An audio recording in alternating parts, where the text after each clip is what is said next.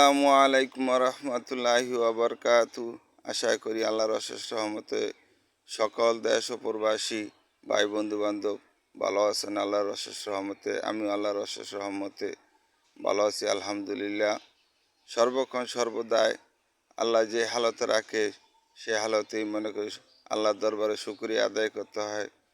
সেটা হলে আলহামদুলিল্লাহ। আলহামদুলিল্লাহ যে কি বরকত আমরা অনেকে জানি অনেকে জানি না। তাই আজকে ভিডিওটা বানানোর একমাত্র উদ্দেশ্য হলো কি, কালকে রাত্রে দেখলাম ভাই একটা দর্শন, মনে করেন যে মুখে দাড়ি আছে, পাঞ্জাবি আছে, টুপি আছে, কি পশুর মতন তাদের স্বভাব। মানে আমি এটি এইভাবে কুল পাই না। আমাদেরও তো ছেলে সন্তান আছে, স্ত্রী পুত্র বাল বাচ্চা আছে, একটু কি মনে একটু ভয় হলো না যে আমারও তো ছেলে সন্তান আছে, আমার ছেলে সন্তান যদি কেউ যদি আবার দর্শন করে, এই ভয়টা নাই, মৃত্যুর ভয়টা নাই। আল্লাহ পাক রাসূলুল্লাহ সাল্লাল্লাহু আলাইহি সাল্লাম বলেছেন, কোনো দর্শনকারী একে ছাড় দেওয়া যাবে না। দর্শনকারী পাথর মেরে তোমরা তাকে মৃত্যুবরণ করো, তাহলে আল্লাহ পাক রব্বুল আলামিন গুনাহ দিবেন না।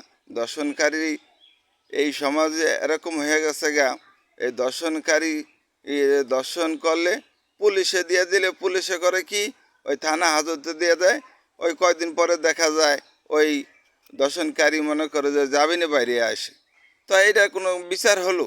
মানে তাহলে তো ওই দর্শনকারী পার পেয়ে গেলো, কোনো সমাজে কোনো বিচার পাইল না, তাহলে তো দর্শন তো মনে করে যে থামবে না, দর্শন তো আরও বেড়ে যাবে।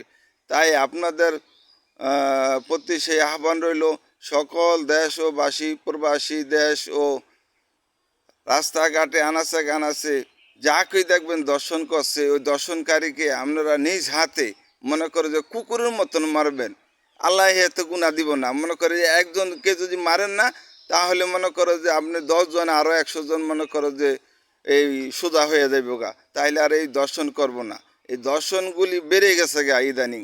দর্শন করে শুধু দেখবেন ওই বয়স্ক লোকগুলি, দাড়িওয়ালা, টুপিওয়ালা, পাঞ্জাবিওয়ালা দেখবেন। আমি কারো মনে করো যে ওই দোষ আরোপ করে বলি না।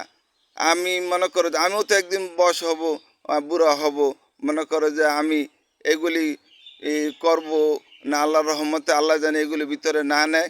তাই আমি সকল দর্শনকারীর প্রতি আপনারা সবাই রুখে দাঁড়াবেন।